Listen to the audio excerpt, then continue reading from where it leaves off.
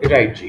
तो आज हम जो टॉपिक हमने इकोनॉमिक डेवलपमेंट का स्टार्ट किया था उसको बाकी को मैं स्किप कर रहा हूँ बिकॉज़ वो काफ़ी आसान था, आप लोग बड़े अच्छे आंसर्स दे रहे थे, तो I don't see a need to carry on with these topics and miss out some of the tough ones like Keynesian theory, circular flow और इस तरह की चीज़ें। तो मैं आपको पहले वो करवाना चाह रहा हूँ।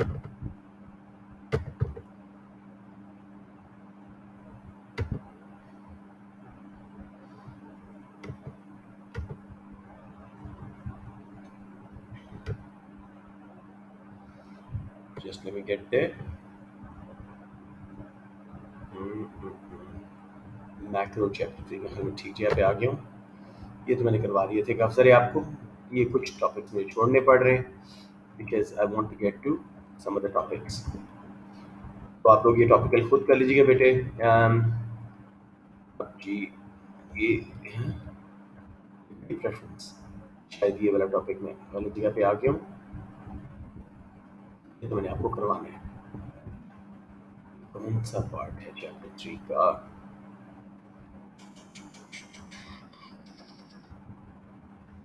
कुछ कंबाइंड क्लासेस लगाई हैं वो लाजमी देखिएगा क्योंकि उसका आपको इन टॉपिकल्स में नहीं मिलेंगे। तो वो कंबाइंड क्लासेस लाजमी देखिए, जो एएस और A2 के टॉपिक कंबाइंड हो रहे हैं ना, उनकी मैंने कुछ क्लासेस 2 लगाई हैं और 2 और लगाऊंगा। जिसको सी वे भी, हाँ ये वाले मैं आपको करवाना चाह रहा हूँ। सर्कुलर फ्लो पहले आए, ठीक है, इंजन थ्योरी पहले आ गई है। Let's just enter this kit.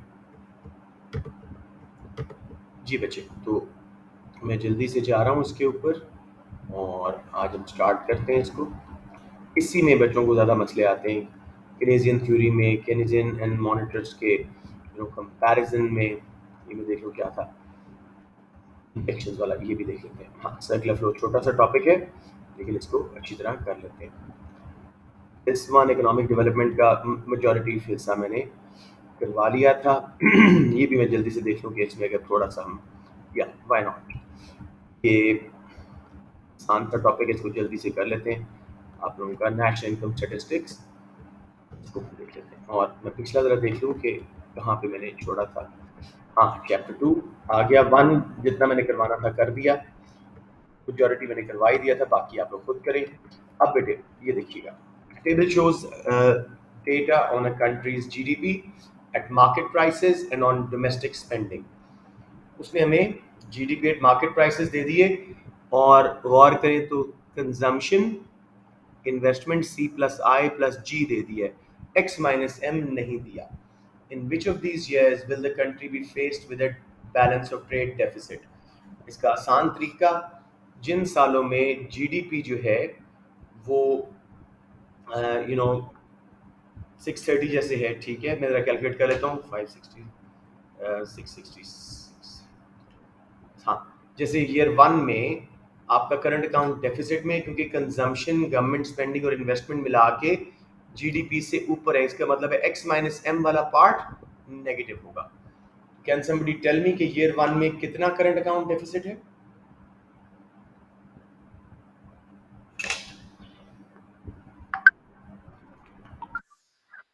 Sorry, आपकी आवाज नहीं आ रही, साथ बहुत चबा के बोल रहे हो। 30 बिल्कुल सही है। चलिए मैं जल्दी से इसका आंसर्स भी खोल लेता हूँ ताकि हमारे पास ना सामने कैलकुलेशंस होंगी, तो आप लोगों को ज़रा आसानी से समझ आ जाएगा। अच्छा जी, कहाँ पे हैं जी हम? शुरू में बिल्कुल इसको नीचे लाते हैं। केनेजियन थ्योरी आंसर्स, पहला आंसर जरा तसल्ली से देखिए। ईयर 1 में जीडीपी 630 था, सी प्लस आई प्लस जी मिला के हमारा जो है वो बन गया था 500, 660।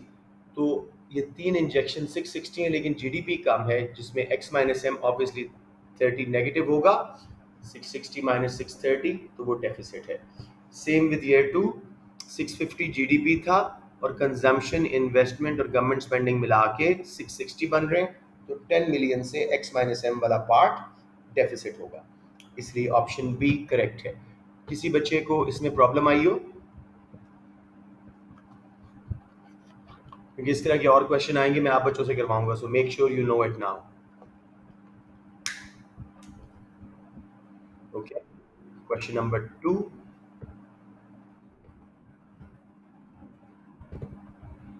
इसको देखें, सिमिलर क्वेश्चन है। उसने क्या दिया हुआ हमें, table in the information in the table is taken from a countries national income statistics accounts.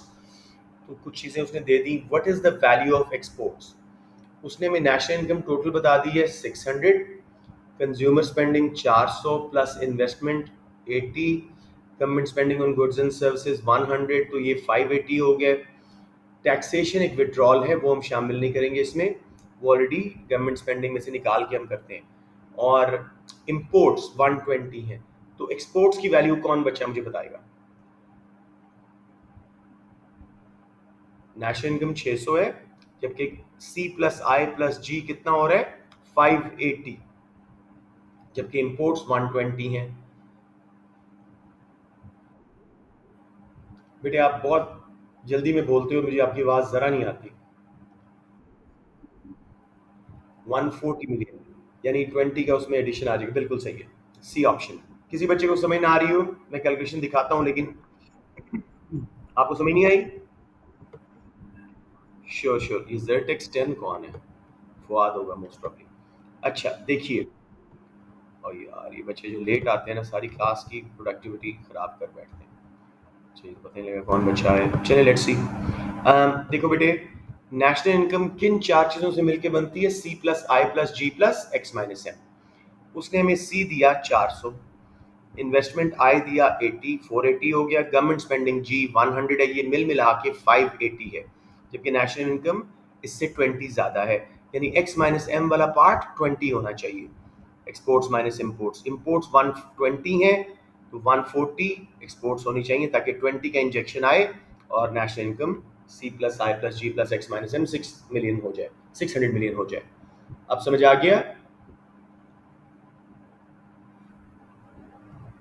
जिन्होंने पूछा था बच्चों, समझ आ गया? रीट्रेशन दे दो बेटे, मुझे नहीं पता लग रहा आप लोगों को समझ आया कि नहीं। चलें देखिए, 600, 400 प्लस 80 प्लस 100 इंजेक्शन दे दिए। एक्स माइनस एम वाला पार्ट, एक्स हमें निकालना था, वो -120 इम्पोर्ट्स थी, तो ऑटोमेटिकली वो 140 एक्सपोर्ट्स जब आप डालोगे तो फिगर 600 का बन जाएगा। मैथमेटिकली भी कैलकुलेट कर सकते हैं। समझ आ गया मेरा बेटा कि नहीं? टैक्सेस एक विड्रॉल है, उसको इसमें शामिल नहीं करना, it's not part C plus I plus G plus X minus M. Ansar और मुजफ्फर आप दोनों ने पूछा था, आप दोनों को समझ आ गई है? ओके, नंबर 3, अब आप लोगों से करवाता हूँ थोड़ा। Between 2008 and 2009, a country's national income at current prices increased by 15%. Nominal जो income है current prices वाली, वो 15% बढ़ी है, और मुल्क में इन्फ्लेशन जो थी that was around 5%। वो कहते हैं which index number most closely represents the country's national income in 2009 and 2008। जल्दी से देखिए, नेशनल इनकम भी होगा, से इंडेक्स नंबर 15 पे पहुंच गया, 5% इन्फ्लेशन निकाली, थोड़ा सा फ्रैक्शन में फर्क होगा, लेकिन क्लोजली 110 हो रहा है। जितनी प्राइसेस नेशनल इनकम बढ़ी है मनी टर्म्स में, नॉमिनल टर्म्स में, वो 15% थी, 115 पे चला गया इंडेक्स नंबर। महंगाई 5% हमने कम की, तो रियल जीडीपी हमारा 110 के करीब होना चाहिए। Everyone clear on this?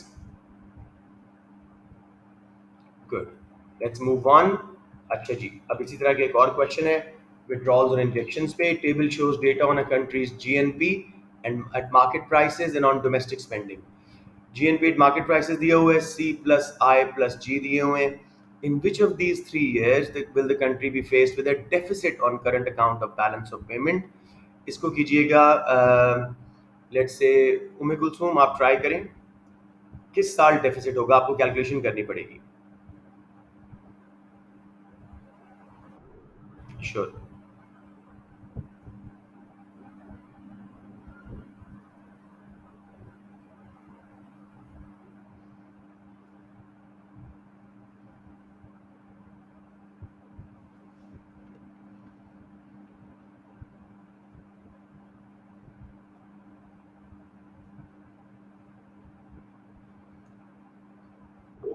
Crescent को लिंक ही नहीं भेजा, इसीलिए गड़बड़ हो रही है। मैं कहूँ बच्चे उनके क्यों नहीं आए, सॉरी बेटे, just give me a second, मैं जरा क्रेसेंट वालों को लिंक भेज दूँ।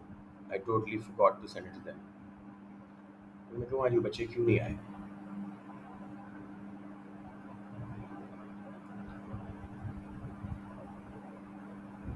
जी में क्या आंसर दिया आपने?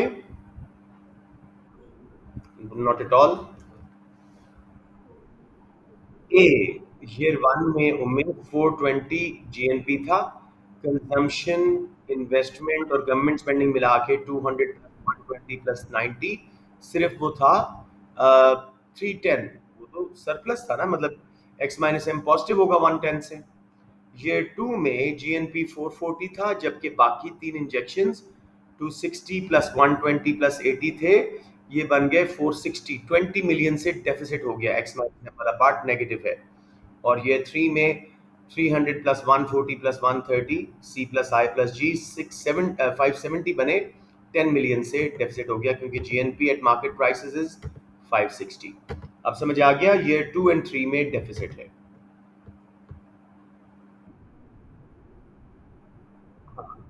अब देखें, ये इंडेक्स वाला उसने बता दिया जो हमने देखा। फिर ये देखें, हमेशा आपने इसमें देखना है कि नेशनल इनकम जीडीपी से सी प्लस आई प्लस जी कितना कम या ज़्यादा है। अगर कम है तो इसका मतलब एक्स माइनस एम पॉजिटिव है, जैसे 10 से हुआ यहाँ पे, ठीक है। और बाकियों में ज़्यादा थे, 260 प्लस 80 प्लस 120 तकरीबन बन चुके थे 460, तो 20 million X minus M negative होगा, तभी इक्विलिब्रियम आएगा। Everyone clear? नंबर 5 इसी तरह का क्वेश्चन है, इसको कौन बच्चा है जिसको मैं इसको दूं? Let's see. आंसर जरा देखिएगा बेटे, खुद कीजिएगा। Information in the table is taken from a countries national income accounts. National income 600 है। What is the value of imports, जैसे हम पहले निकाल के आए हैं, एक्स उसने दे दिया एक्सपोर्ट्स, इस बार इंपोर्ट्स नहीं दी। सी plus I plus G plus x करो, जितना वो एक्सीड कर रहा है नेशनल इनकम से, वो इंपोर्ट में चला गया होगा।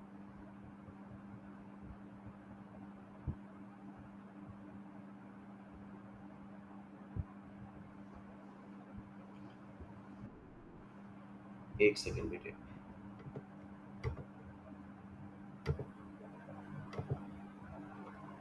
क्वेश्चन नंबर 5 हम कर रहे हैं।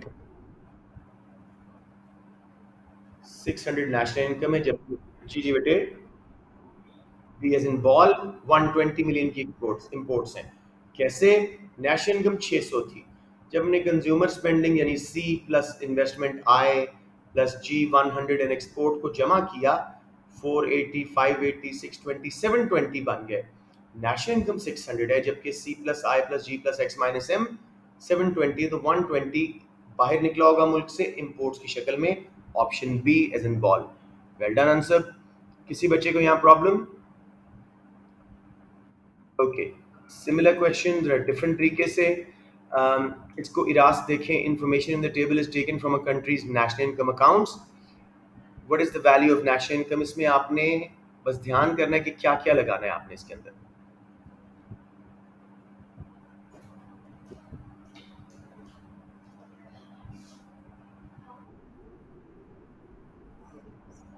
जी बेटे, इंटरेस्ट इज अ अर्निंग ना, तो इनकम जीडीपी है ना, तो उसमें वेजेस सैलरीज रेंट इंटरेस्ट सब आएगा। जी बेटे, सिर्फ ट्रांसफर पेमेंट शामिल नहीं होती इसमें, वो अनअर्न्ड होती हैं, और वो ऑलरेडी गवर्नमेंट स्पेंडिंग में आ भी चुकी होती है, तो उसको हम निकाल देते हैं। इराज बेटे कहीं पहुंचे हो?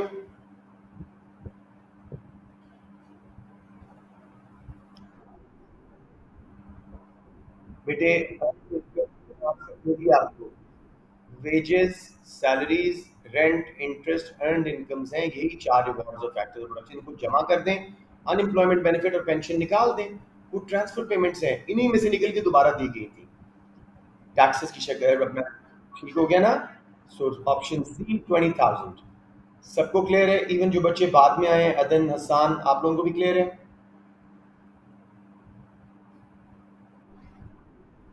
ओके, हसान आपको भी क्लियर है?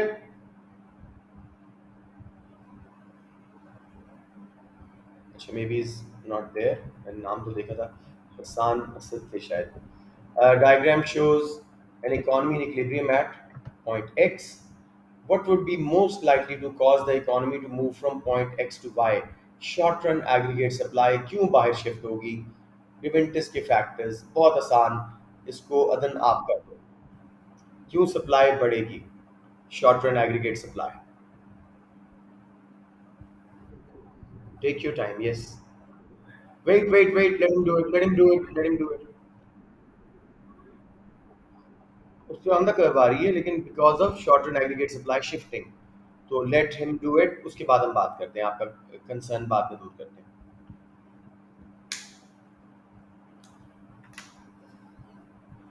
अदन कौन सा सप्लाई का फैक्टर है जो long short run aggregate supply को शिफ्ट करेगा? रिवेंटिस वाला।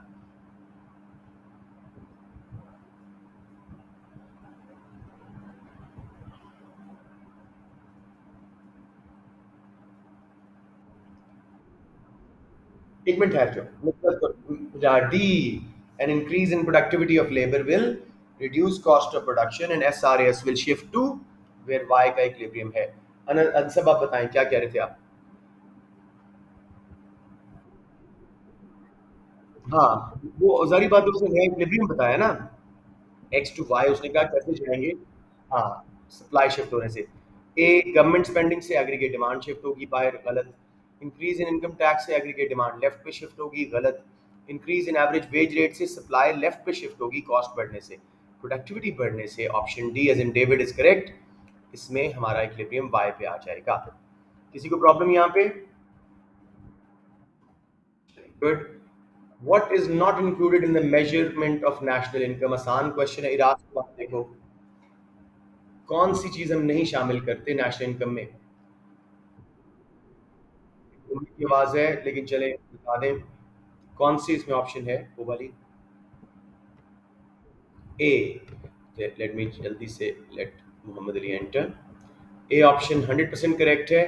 एज रिलेटेड पेंशन, स्कॉलरशिप्स, आपकी वो जो होती हैं पुअर इनकम सपोर्ट स्कीम्स, वो कुछ भी इसमें नहीं आएगा। Dividends, rent and profit are earned incomes. Rent, wages, interest and profit including dividend मिला के ही हमारी नेशनल इनकम बनती है इनकम मेथड में। सर्कुलर फ्लो, थोड़ा सा याद दिला दूं। Circular flow, two sector economy, जिसमें सिर्फ हाउस होल्ड एंड फर्म्स होती हैं, कंजम्पशन और इन्वेस्टमेंट हो रही होती है, सेविंग का उसमें विड्रॉल होता है और इन्वेस्टमेंट का एक इंजेक्शन होता है। थ्री सेक्टर क्लोज्ड इकोनॉमी, जिसमें इंटरनेशनल ट्रेड नहीं होती, गवर्नमेंट आ जाती है, C+I+G, यानी house hold, firms and government. इसमें इंजेक्शन आ जाते हैं इन्वेस्टमेंट और गवर्नमेंट स्पेंडिंग के, कंजम्पशन को अलग ट्रीट नहीं किया जाता। और विड्रॉल्स आ जाती है सेविंग्स एंड टैक्सेस के, जहां ये I+G बराबर हो जाए सेविंग्स प्लस टैक्सेस के, इकोनॉमी इक्विलिब्रियम में, वरना डिसइक्विलिब्रियम में है। फिर फोर्थ सेक्टर ओपन इकोनॉमी, इसमें कंजम्पशन, इन्वेस्टमेंट, गवर्नमेंट और इंटरनेशनल ट्रेड यानी X-M भी शामिल हो जाता है।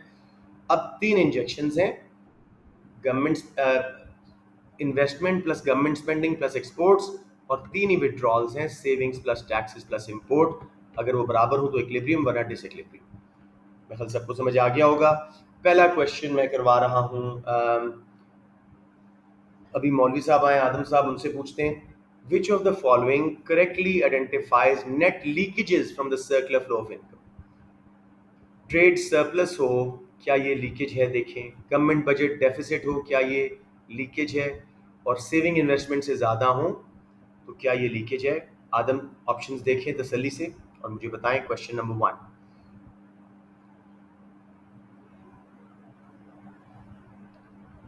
लॉजिकली सोचें। ट्रेड सरप्लस, एक्सपोर्ट्स इंपोर्ट से ज़्यादा पैसा आ रहा है, एक्सपोर्ट से इंपोर्ट से ज़्यादा पैसा आ रहा है, तो क्या ये इंजेक्शन है या विड्रॉल है? खुद ही इसको कैटेगराइज करें। Government budget deficit means spending ज़्यादा है टैक्सेस से, क्या ये इंजेक्शन है या विड्रॉल है? हमने विड्रॉल्स ढूंढने हैं। और private sector surplus, D as in David, trade surplus injection है, एक्सपोर्ट्स की वैल्यू ज्यादा है इंपोर्ट से, सरप्लस, ठीक है। Government budget deficit, government spend ज्यादा कर रही है और टैक्सेस का विड्रॉल कम ले रही है, ये भी नेट इंजेक्शन है। तो डी में पहले दोनों को हमने क्रॉस किया। जबकि private sector surplus saving investment से ज्यादा मींस विड्रॉल सेविंग का ज्यादा है इन्वेस्टमेंट से। किसी बच्चे को यहाँ प्रॉब्लम आया हो? Excellent. What is not a leakage from the circular flow of income? इसको मुझे बता दें. बच्चे जहन में नहीं आ रहे यार, कौन कौन है. महिरा आबिद, आप देखो बेटे इसको. लीकेज कौन सी नहीं है?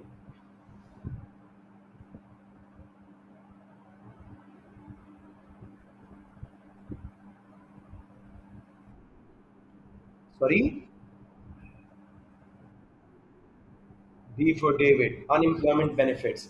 ये वाकई वापस गवर्नमेंट स्पेंडिंग के थ्रू वापस आ जाते हैं. अनडिस्ट्रीब्यूटेड प्रॉफिट इसमें जो हो रहा है. एक्सपेंडिचर ऑन फॉरेन गुड्स तो इंपोर्ट का लीकेज है. इनडायरेक्ट टैक्सेस टी का लीकेज है. अनडिस्ट्रीब्यूटेड प्रॉफिट मींस लोग ज्यादा सेव करेंगे. यस, रिटेन्ड अर्निंग है. इसको मैं देख लूँ. अनएम्प्लॉयमेंट बेनिफिट ज़्यादा बेहतर लग रहा है. महिला ने जो बताया. क्वेश्चन नंबर क्या है जी? One of circular flow. I just want recheck.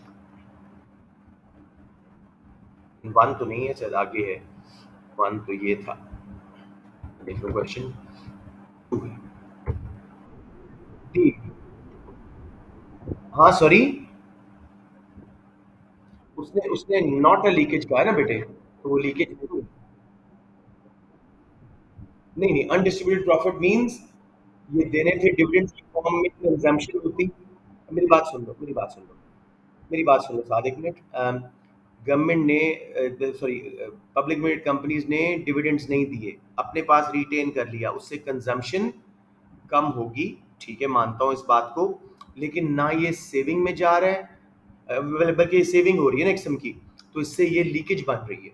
हमने नॉट अ लीकेज ढूंढनी थी, तो अनएम्प्लॉयमेंट बेनिफिट्स वो वापस स्पेंड हो रहे हैं.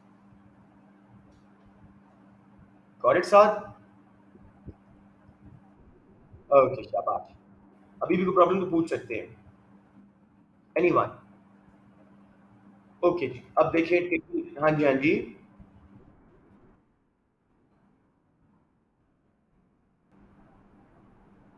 नेट लीकेज तो मतलब है कि इंजेक्शन से विड्रॉल ज्यादा हो. मसलन सेविंग ज्यादा हो इन्वेस्टमेंट से, टैक्सेस ज्यादा हो गवर्नमेंट स्पेंडिंग से, बट ट्रेड सरप्लस की बजाय डेफिसिट हो रहा हो, इंपोर्ट्स की वैल्यू ज्यादा है एक्सपोर्ट्स की वैल्यू से. भैया. अच्छा जी, अब देखिएगा. Number three. इसको देखें. लेट्स से किसी बच्चे से मैंने अभी तक बात ना की हो, जरा वॉलंटियर कर. Haziq Khalid, yes, thank you, Ansar. Table shows some data for the economy. What is the equilibrium level of national income? बेटे तीन इंजेक्शंस दिए हैं, फोर सेक्टर ओपन इकोनॉमी के, और तीन ही विड्रॉल्स हैं, और आगे नेशनल इनकम बताई हुई है. कहाँ पे इंजेक्शंस, ठीक है, बराबर हो रहे हैं नेशनल इनकम के, या मतलब सॉरी मतलब. हाँ तो सर इस देखो. 350. अच्छा, विड्रॉल्स भी साथ मिलानी पड़ेंगी. ठीक है, विड्रॉल्स भी साथ मिलानी पड़ेंगी.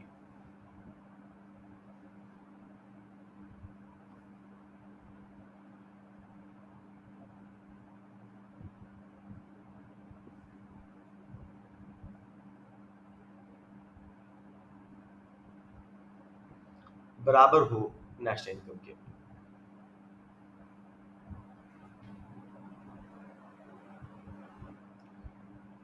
मैं आपको एक चीज़ दिखा दूँ हज़े, जब बहुत टाइम लग जाएगा.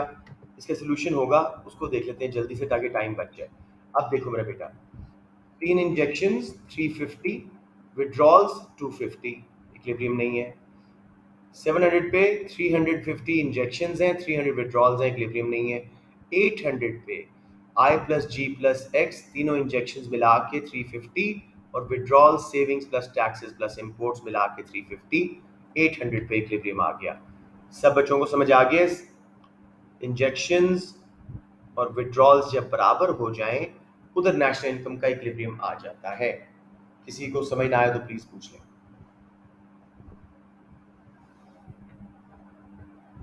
आज एक मैं आपको नेक्स्ट क्वेश्चन दे रहा हूं, बिकॉज आपका मैंने क्वेश्चन छोड़ा था कि विच represents an injection into an economy circular flow of income. एक इंजेक्शन ढूंढना है आपने, आसान है बहुत.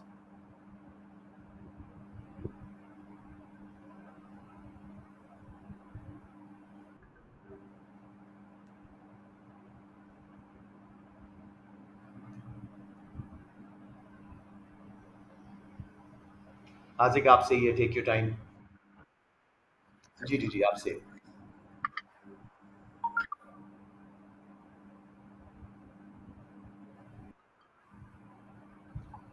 Second, ji have to. शाबाश आजिक, वेरी गुड। देखें, उसने कहा था इंजेक्शन कौन सा है। Balance of trade surplus means X minus M का इंजेक्शन आ रहा है, एक्सपोर्ट ज्यादा है, इंपोर्ट से एक्स का इंजेक्शन है।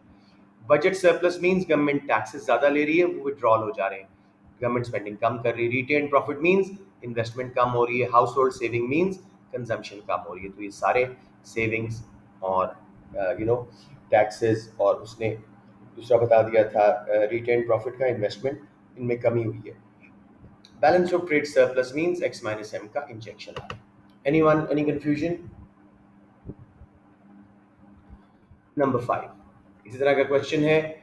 इसको देखें, Mohammad Ali, which correctly identifies injections into a circular flow of income. जैसे पहला वाला, प्राइवेट सेक्टर इन्वेस्टमेंट सेविंग से ज्यादा हो, तो क्या ये इंजेक्शन है? मुझे साथ साथ बताते जाओ। यस। तो बी और सी ऑप्शंस बच गई। Government sector, government spending taxes से ज्यादा है, क्या ये एक इंजेक्शन है? यस, तो सी ऑप्शन बन गई। ट्रेड सेक्टर, इंपोर्ट्स ज्यादा है वैल्यू कंपेयर टू एक्सपोर्ट्स की वैल्यू, ये इंजेक्शन, बोले हम मोहम्मद अली, नहीं है। तो yes yes no, option C. Very well, इस तरह करके किया करें, कॉलम बाय कॉलम आसान हो जाता है। किसी बच्चे को कंफ्यूजन? अब मेरे ख्याल में ये टॉपिक समझ आ रहा है। चला skip the rest of it या जल्दी से करा दूं? 11 क्वेश्चन है।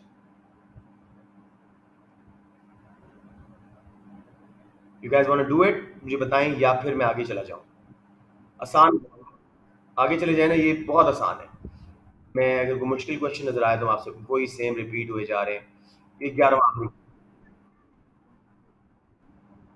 बेटे, लेकिन आपने विड्रॉल इंजेक्शन मॉडल भी पढ़ा है, आप लोगों ने क्या उसको बोलते हैं, एई मॉडल भी पढ़ा है, तो इसमें कोई क्वेश्चन वो आ जाए तो यू, और आपको एएस का part you suppose to know, ये बात याद रखिएगा। एएस का कंटेंट यानी वो पीईडी का कोई क्वेश्चन कर देता है, you suppose to know it. करेगा शायद नहीं, लेकिन एहतियातन हमने कर लिया, ठीक है। या let's move on now, this is the one I really want to. कौन सा, लास्ट वाला? which represent what represents an injection into a country's circular flow of income. Corporate taxes, तो taxes का withdrawal है, ये rejected. Interest payments on government bonds, इसको थोड़ा सा मैं साइड पे रखता हूँ, मैं समझाता हूँ इसको बाद में। Payment of dividend to foreign shareholders, ये मुल्क से पैसा बाहर जा रहा है, विड्रॉल है, निकल गया मुल्क से। रीपेमेंट ऑफ बैंक लोन्स, इससे भी सेविंग्स बढ़ती हैं, इससे भी विड्रॉल होता है। Interest payment on government bonds, government ने अपने बॉन्ड्स हमें बेचे थे, जब वो इंटरेस्ट देगी उससे कंजम्पशन का इंजेक्शन आएगा। समझ आ गया? Yes. Let's now go to slightly tough unit. आपका, इसमें बच्चों को कंफ्यूजन होती है कुछ भी नहीं इसके अंदर, मैं आपको जरा करना सिखाता हूँ। Let's see. In a closed economy means सिर्फ हाउस होल्ड्स एंड फर्म्स हैं, कोई गवर्नमेंट नहीं, कोई इंटरनेशनल ट्रेड नहीं। The full employment level of income is 200 million, this is always the key. Consumption क्या है? 3/4 यानी एमपीसी उसकी 0.75 है, हर एडिशनल डॉलर का 3/4 स्पेंड हो रहा है। अब उसने हमें इन्वेस्टमेंट की इक्वेशन दी, $50 माइनस 5 आर, और आर को वो बोल रहा है interest rate, Y income I investment. अब गवर्नमेंट ने कहा जी, if planned government expenditure is 30 million, ठीक है, what rate of interest would be required for there to be full employment? अब मेरे बेटे इसको हमें सॉल्व करना पड़ेगा।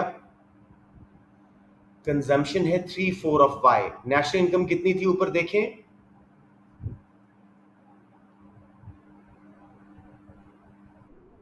200, तो 3/4 विल बी 150 हमारी कंजम्पशन होगी। ये सबको समझ आ गया? राइट, यहां तक सबको समझ आ गया? ओके, अब दोबारा बताऊं बेटे? किसी ने कहा था कुछ ऐसा, ठीक ठीक है, 150 हो गया। अब हमने पहुंचना है 200 मिलियन तक, ठीक है। तो हमारे पास गवर्नमेंट स्पेंडिंग का नीचे उसने कितना इंजेक्शन बोला है? 30। तो सी आई का फिगर अभी हमने छोड़ा हुआ है, सी प्लस आई को एक्स कर देते हैं, प्लस जी कितना है 30, 150 प्लस 30 180 की हो गए इंजेक्शन, तो इन्वेस्टमेंट शुड बी 20। तो उसके लिए हमारे पास चार इंटरेस्ट रेट्स हैं।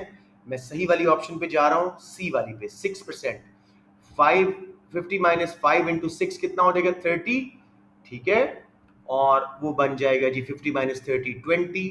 हमारा इक्विलिब्रियम आ गया। मैं आपको सॉल्व दिखाता हूँ, लेकिन बेसिक आइडिया सबको समझ आ गया। वही आपने सी प्लस आई और जी, इसमें क्लोज्ड इकोनॉमी बोला था। अच्छा हाँ, क्लोज्ड इकोनॉमी में इंटरनेशनल ट्रेड नहीं है, गवर्नमेंट है। गवर्नमेंट का उसने खुद बता दिया। कंजम्पशन 3/4 ऑफ वाई हमने कैलकुलेट कर ली। इंटरेस्ट रेट में हमने चारों इंटरेस्ट रेट्स डाल के देखा, सी करेक्ट ऑप्शन थी। सबको समझ आ रहा है या कोई कंफ्यूजन?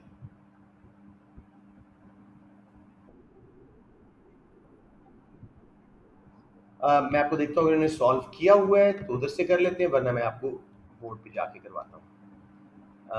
कौन सा क्वेश्चन है? चाहिए तो टॉपिक ही दूसरा है। क्वेश्चन नंबर 1 या सॉल्व हुआ है, देखो बेटे। I is equal to C plus I plus G, international trade नहीं है। 200 नेशनल इनकम है, should be equal to 0.75 of Y, जो उसने दिया हुआ 3/4, वो बन गया 150। और गवर्नमेंट स्पेंडिंग उसने 30 दिया हुआ था। इन्वेस्टमेंट उसने 50 माइनस एफ आर दिया हुआ है। तो 50 माइनस एफ आर में जब आप आर की 6% वैल्यू डालेंगे, 50 माइनस 5 इंटू 6 30, 20 बच जाएगा। अब 150 प्लस 20 प्लस 30 हमारा 200 पे इक्विलिब्रियम आ गया। सॉल्व करके दिखा दूं या इतना समझ आ रहा है? एनीवन जी? ओके रास, लेट्स सी। मैं आपको चलिए ये के साथ ले लेते हैं, ताकि इसमें वो बाद में देखना पड़े फिगर्स, तो कोई इशू ना हो। राइट जी। हाँ, ये शुरू वाले क्वेश्चन जरा अच्छे कर लेते हैं, ताकि बाद वाले आप लोग आसानी से खुद कर सकें। जी, ये मैंने यहाँ पे पेस्ट कर दिया, ठीक है। मैं यहीं पे आपको सॉल्व करके दिखाता हूँ, सही वाली ऑप्शन सिर्फ डाल के। ये देखिए, ये मेरा पेन क्यों नहीं चल रहा? एक सेकेंड, प्लग इट इन, या आप देखिएगा।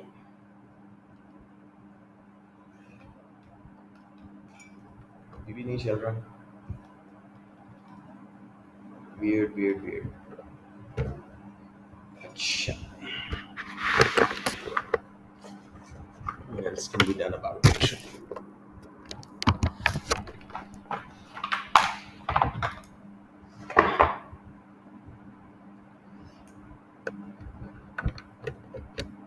अब let's try.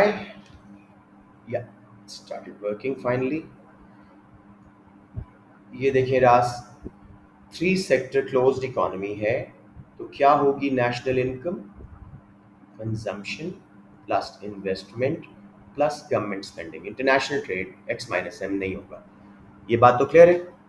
अब उसने नेशनल इनकम हमें दे दी 200 मिलियन, ये हमने इस साइड पे लिख लिया। कंजम्पशन उसने हमें दी है जी 3/4 ऑफ वाई, तो 3/4 ऑफ 200, ठीक है। ये मैं भी सॉल्व कर देता हूँ, 150 मिलियन डॉलर्स ये हो गया। प्लस इन्वेस्टमेंट का उसने हमें इक्वेशन दी है 50 माइनस 5, और मैं सही वाला इंटरेस्ट रेट डाल रहा हूँ 6%। ये कैलकुलेट होके आ गया 50 माइनस 30 20, और गवर्नमेंट स्पेंडिंग उसने 30 खुद बता दिया था, तो 150 प्लस 20 प्लस 30 200 200। समझ आ गया? Okay, back to the questions. Next, इस तरह के काफ़ी क्वेश्चन आएंगे, so don't worry. Let's move on. अब अगला क्वेश्चन देखें। दो कंजम्पशन फंक्शन लगे हुए हैं, कंजम्पशन और नीचे नेशनल इनकम। वो कह रहे हैं जी C1 shows initial relationship between consumption and national income.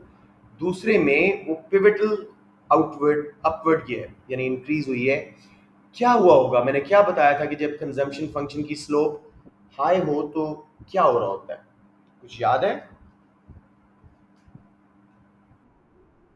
MPC rise हो रही होती है, ठीक है।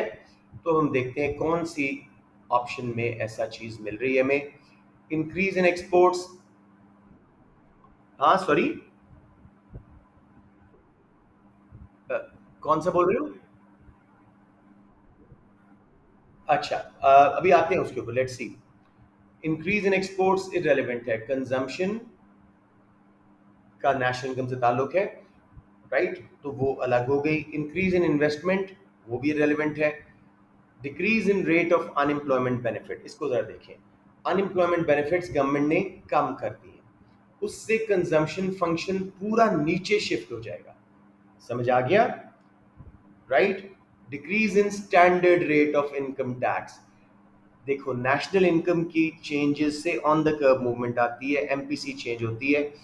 इनकम टैक्स कम किया, डिस्पोजेबल इनकम गरीब की बढ़ी, गरीब जो है उसकी एमपीसी ज्यादा होती है, C2 पे चला गया। समझ आ गया मेरे बच्चों? Anyone any trouble here? मैं चाहता हूँ शुरू वाले क्वेश्चन में हम अपने कॉन्सेप्ट बिल्कुल क्रिस्टल क्लियर कर लें। क्या चीज? बेटे नीचे क्या लिखा हुआ है? National income. तो अगर नेशनल इनकम चेंज हो तो ऑन द कर्व मूवमेंट आती है या फिर मैक्सिमम एमपीसी चेंज होती है, या क्योंकि वो इंटरनल फैक्टर है, एक्सटर्नल एक्सोजेनस नहीं है। अब आप लोग करें, कंजम्पशन फंक्शन C1 से C2 पे आए, इसका मतलब है कंजम्पशन कम हो रही है किसी एक्सटर्नल फैक्टर की वजह से, रियल पर्सनल डिस्पोजेबल इनकम के अलावा कोई फैक्टर। कोशिश करें कौन सा ऑप्शन। तसल्ली तसल्ली, जल्दी नहीं करना। कौन सा? ए तो ऑन द कर्व मूवमेंट करेगा, मैंने पहले क्या बताया था? C for cat, increase in interest rates, cost of borrowing बढ़ी, ये बिल्कुल डिमांड वाले फैक्टर्स हैं, नीचे शिफ्ट होगी कंजम्पशन। समझ आया बेटे? मैंने आप लोगों को ये काफी डिटेल में करवाया था। इंक्रीज इन वेल्थ इसको ऊपर शिफ्ट कर देती, डिक्रीज इन एक्सपेक्ट। हाँ जी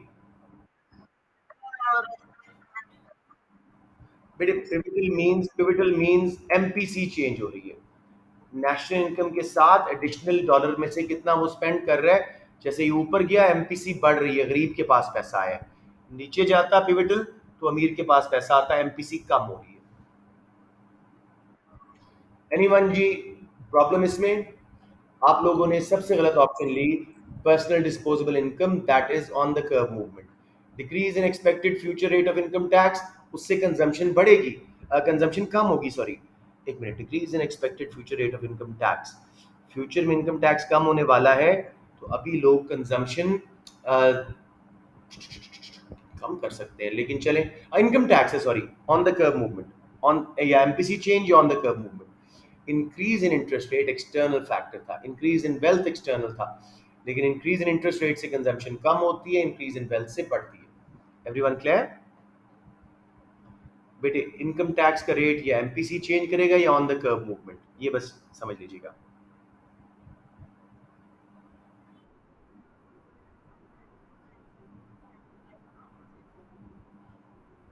नहीं बेटे, ये वेल्थ क्योंकि हमारे इसके ऊपर लेबल नहीं हुआ हुआ ना, पर्सनल डिस्पोजेबल इनकम में नहीं आता, ये वेल्थ अलग चीज है, समझ रहे हैं?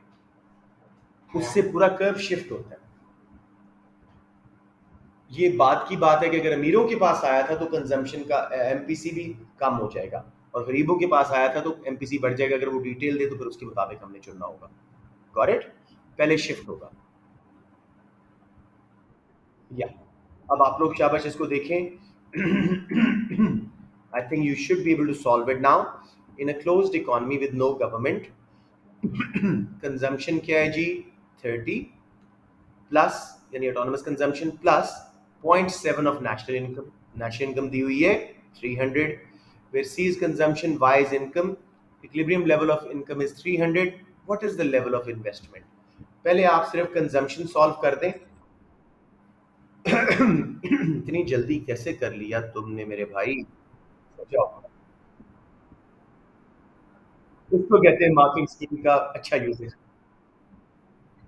नहीं हाजिक नहीं करता, अनसब करता है जी, बोले हाजिक। कैसे 240 आया दोबारा बताओ मुझे। यस 210 बन जाएगा, 0.7 इंटू 300, और 30 कंजम्पशन है तो वो 240 हो गया। इक्विलिब्रियम के लिए इन्वेस्टमेंट कितना चाहिए? 60। सबको समझ आ गया? मैं एक बार कैलकुलेशन दिखा भी देता हूँ, फिर भी समझ ना आए तो बना दूंगा। क्वेश्चन नंबर 4, ये देखिए, 300 थी national income, 30 consumption plus 0.7 of national income, ये कितनी बन गई? 0.7 ऑफ 300, 210, 210 प्लस 30, 240। इन्वेस्टमेंट 60 होनी चाहिए for both sides of equation to balance. सबको समझ आ गया? Excellent. Anyone else who struggling? ये देखिए, ये थोड़ा सा वो फुल एम्प्लॉयमेंट लेवल वाला क्वेश्चन है। Diagram shows the saving in investment curves, withdrawal injection model है। Is the potential output is O Y P, ठीक है। Which distance measures the gap between actual and potential output? बेटे mics बंद करते हैं। Actual output कहाँ होती है? जहां विड्रॉल्स इंजेक्शंस के बराबर हो। टू सेक्टर इकोनॉमी है, गवर्नमेंट नहीं है, तो सेविंग इन्वेस्टमेंट जहां बराबर हो रही है, वो कौन सी आउटपुट है? बताएं मुझे, पॉइंट लगा हुआ है। ए जी हो गई, और पोटेंशियल आउटपुट क्या है? Y P. उसके ऊपर क्या ऑप्शन दी हुई है हमें? H. So option B as in ball, G to H output gap है हमारा। किसी को समझ ना आया हो दोबारा बता दो। एक सेकंड बेटे, मैं आपको ये प्रिंट करके उधर बना के दोबारा दिखाता हूँ। ये देखिए, आपके सामने आ गया। उसने कहा आपका जो पोटेंशियल आउटपुट है, यानी मैक्सिमम जो आप बनाते हैं आपका पीपीसी, वो ये है, Y P.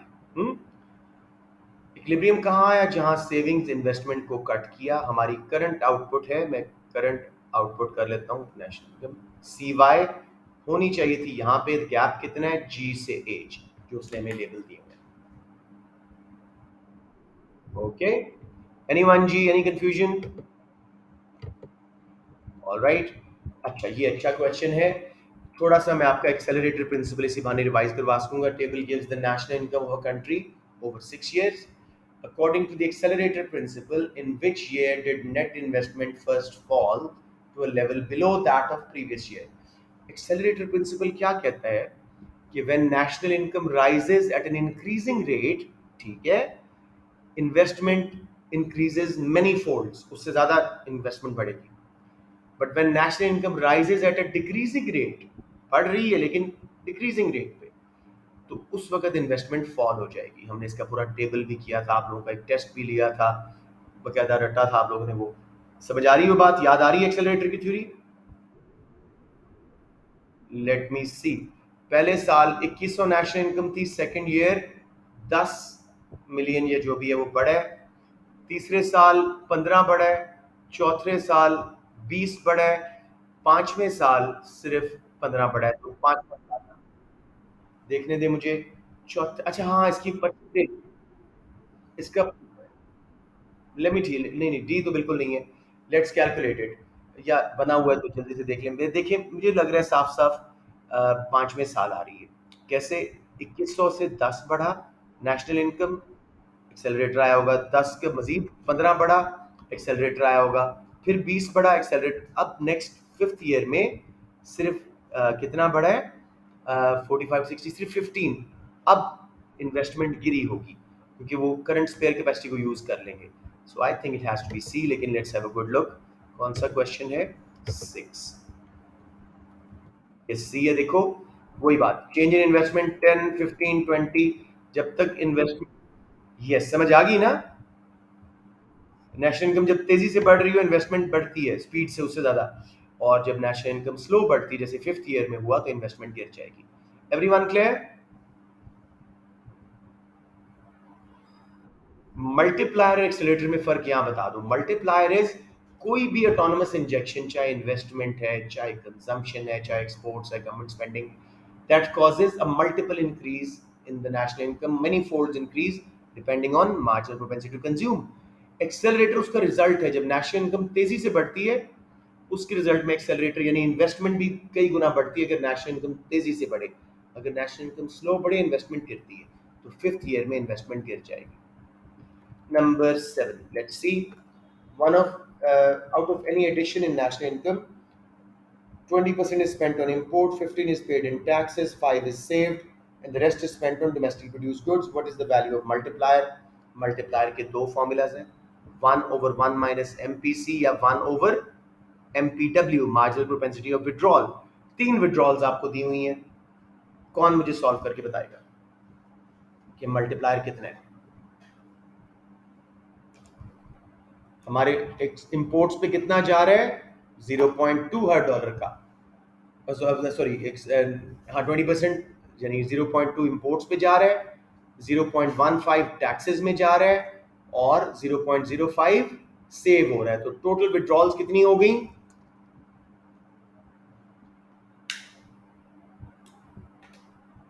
Is nobody being able to solve it? 0.4, तो 1/MPW क्या आंसर आया? 1/0.4 ए 2.5। सॉल्व कर दूं बच्चों, ये समझ आ गई है? मैं कर देता हूँ बेटे, ताकि आप लोगों को इसमें कंफ्यूजन ना आए। एक मिनट में, अब जब सामने देखोगे तो आराम से समझ आ जाएगा। Let me just make some room here and paste it. ये देखिए, आपके पास सारी वैल्यूज बेटे उन्होंने दी हुई है। 20% इंपोर्ट में जा रहा है, तो 20% इंपोर्ट का विड्रॉल कितना हो गया? 0.2 प्लस 15% हर डॉलर में से, एडिशनल इनकम में से टैक्सेस पे जा रहा है, तो 0.15 इसको भी ऐड कर देंगे, टैक्सेस प्लस सेविंग। 3 विड्रॉल्स हैं, सेविंग 5% है, 0.05। जब इन सबको जमा किया तो आंसर आ गया 0.4 मार्जिनल प्रोपेंसिटी टू विड्रॉ। ठीक है, मल्टीप्लायर का फॉर्मूला दो है, 1/MPW जो हम इसमें यूज कर रहे हैं, या फिर 1/1 माइनस, अगर उसने MPC दिया होता, यहाँ पे उसने विड्रॉल्स दे दिए हैं, तो 1/0.4। Any injection will cause 2.5 times injection in the national increase in national income. तो ये मल्टीप्लायर ऑप्शन ए। उम्मीद एवरीबडी समझ आ गया? Anyone, any questions here? Adan, anyone? Okay जी, जल्दी से 10 करके खत्म करते हैं class. Interesting question. Okay. Diagram shows a number of expenditure functions. Original expenditure function is E. तो E को जरा माइंड में रखें। Government announces a decrease in government expenditure. जब गवर्नमेंट एक्सपेंडिचर कम होगा तो ये शिफ्ट होगा किस तरफ? नीचे। सबको क्लियर होगी ये बात? ये बात समझ आ रही है कि गवर्नमेंट एक्सपेंडिचर एक एक्सोजेनस फैक्टर है, उन्होंने जब कम किया तो ये नीचे शिफ्ट हो जाएगा। यहां तक क्लियर हो? मुझे बताएं। दूसरा, उन्होंने इनकम टैक्स रेट कम किया, नीचे इनकम लेबल है, इनकम टैक्स रेट कम होने से क्या होता है? Pivotal shift. ठीक है, तो पहले ई से E4 पे आया होगा, फिर वो पिवटल शिफ्ट एमपीसी बढ़ने की वजह से, क्योंकि टैक्स कम होने से गरीब के पास पैसा ज्यादा आता है standard rate of income tax से, और वो ज्यादा स्पेंड करते हैं। E2 आपका सही ऑप्शन होगा, बी एज इन बॉल। समझ आ गया या नहीं बच्चों? गवर्नमेंट स्पेंडिंग एग्जॉस्ट था। जी जी जी जी। E2 E3 अगर इनकम टैक्स बढ़ाया होता, अमीरों के पास पैसा आया होता, फिर एमपीसी कम हो जाती। अब उसने दो काम किए, एक तो स्पेंडिंग गवर्नमेंट ने कम की, उसकी वजह से पूरा एक्सपेंडिचर फंक्शन नीचे आ गया, लेट से E4 पे आ गया। लेकिन जब इनकम टैक्स का रेट बढ़ाया, एमपीसी बढ़ी, on the curve movement, pivotal shift आया एमपीसी बढ़ने से E2 पे। Everyone clear? ओके। अब आप लोग करें, कंजम्पशन फंक्शन ऊपर शिफ्ट हो रहा है, सही तरह चूज कीजिएगा। कंजम्पशन ज्यादा हो रही है, ऊपर शिफ्ट होने का मतलब यहाँ पे ज्यादा होना है, तो कौन सी चीज ठीक है?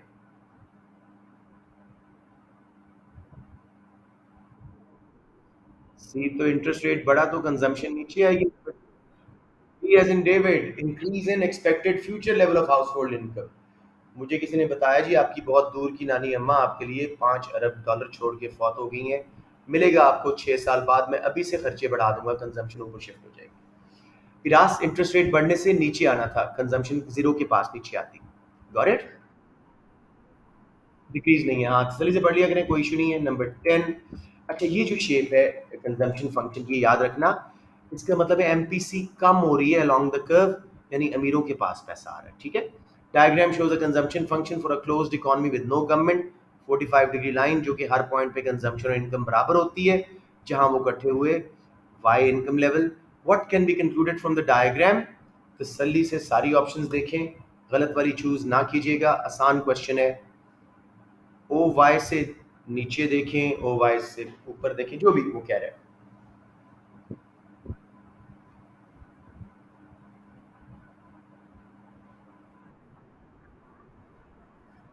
बिल्कुल सही है, डिस सेविंग हो रही है, कंजम्पशन ऊपर है और 45 डिग्री लाइन जहां कंजम्पशन इनकम बराबर होती है उसको इनकम समझते हैं।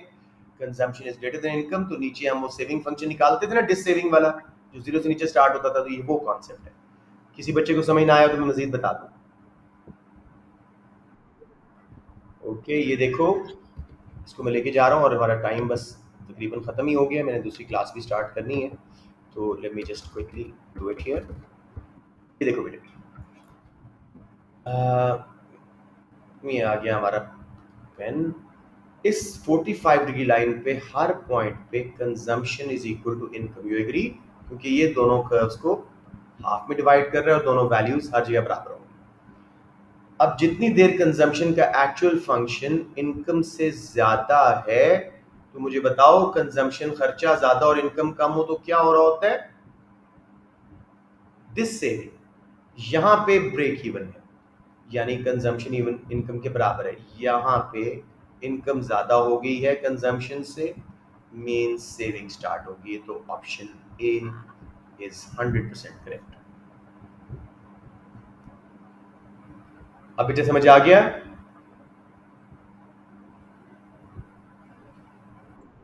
ओके, आप लोग पूरा खुद भी एफर्ट करो। जी जी बेटे जी।